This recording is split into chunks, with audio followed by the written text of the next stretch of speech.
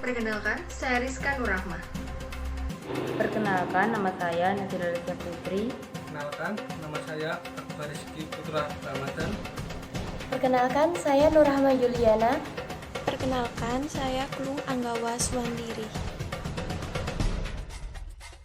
Kami akan memaparkan hasil dari sebuah sosial eksperimen mengenai pengaruh budaya K-pop terhadap kehidupan sehari-hari di kalangan remaja. Tugas ini ditugaskan pada saat masa pandemi. Memang sulit untuk melakukan survei, namun kami memiliki cara. Berdiskusi bersama melalui Google Meet, chat grup WA, dan juga Google Dokumen mempermudah kami dalam melakukan tugas ini. Tak lupa untuk mendapatkan hasil survei, kami membuatkan Google Form yang disebarluaskan ke lingkungan sekitar kami. Kami menggunakan media sosial seperti WhatsApp dan juga Instagram. Untuk menyebarkan link tersebut, kami melalui grup-grup yang terhubung dengan kontak kami dan juga melalui story. Dan beberapa pada video berikut ini merupakan hasil wawancara secara virtual. Berikut adalah hasil survei kami.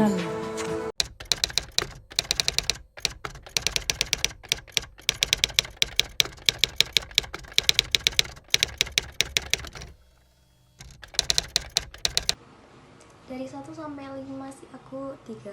K-pop itu 4,5 deh. 2. 2. 3 ya. Sampai sekarang karena opa-opanya itu ganteng. Selain tadi yang motivasi, yang lagunya penuh banget motivasi yang benar-benar bisa nyemangatin lagi gitu. Terus yang kedua itu mereka benar-benar pantang menyerah. Sebenarnya saya suka sih, suka beberapa lagu-lagunya K-pop, tapi saya lebih tidak suka dengan fansnya sih. Fansnya itu terlalu fanatik sekali.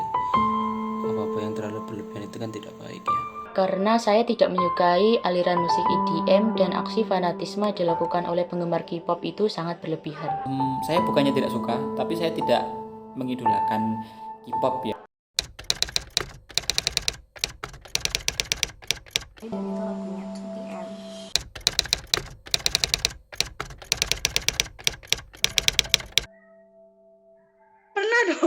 Pernah dong pastinya, dalam meskipun nggak terlalu sering.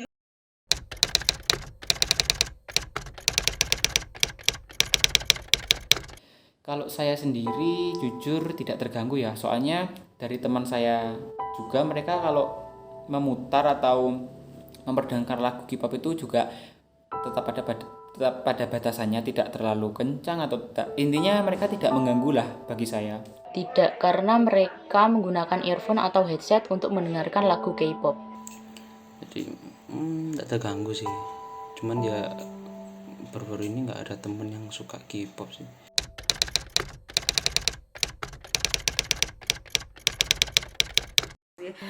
Aku terima kasih banget juga sama mereka karena lagu-lagu mereka itu benar-benar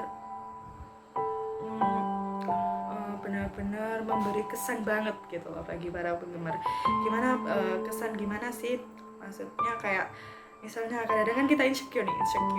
Lagu-lagu mereka itu datang kadang-kadang. Kayak lagu-lagu mereka buat kenapa sih insecure? Love yourself dong kayak gitu.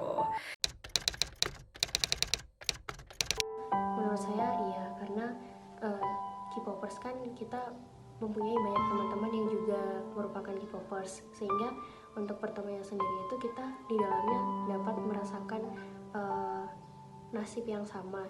Misal punya keinginan, punya impian untuk bertemu dengan idolanya masing-masing seperti itu. Jadi kayak kesannya itu ya kita berteman lebih. Bagaimana ya? Kalau sepengamatan saya, teman-teman saya yang istilahnya K-popers itu yang mereka begitu mengidolakan artis-artis Korea, itu bisa sih, soalnya mereka memiliki lingkaran perkumpulan yang solid gitu, khusus anak-anak K-pop. Jadinya kalau dari saya pribadi, pandangan saya itu bisa menumbuhkan sosial dapat sih.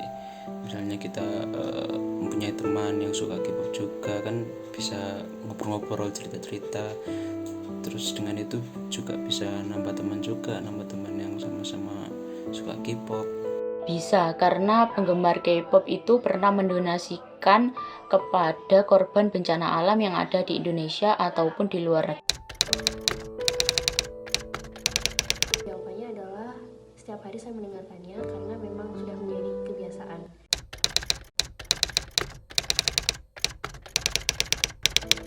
Saya tidak terlalu setuju sebenarnya, karena kita pun juga harus bisa melihat, malah kita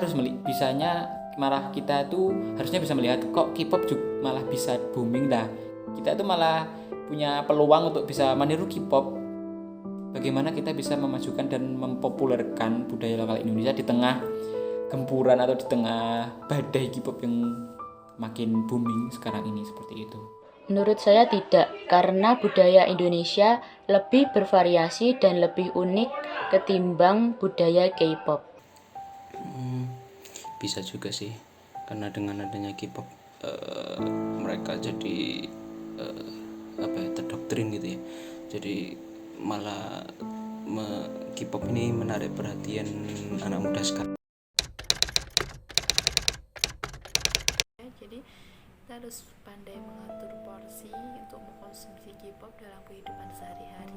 Ya, diimbangi dalam kehidupan sehari-hari dengan cara tetap menonton filmnya Indonesia. Dari segala hal ya, cara saya mengingat seperti dari televisi, dari media sosial, dari berita-berita, dari film-film yang berkaitan dengan Indonesia, kemudian yang Fans biasa itu menurut saya hal yang wajar, tapi kalau sampai fans yang terobsesi itu menurut saya hal yang membahayakan. Kalau menurut saya bagaimana ya?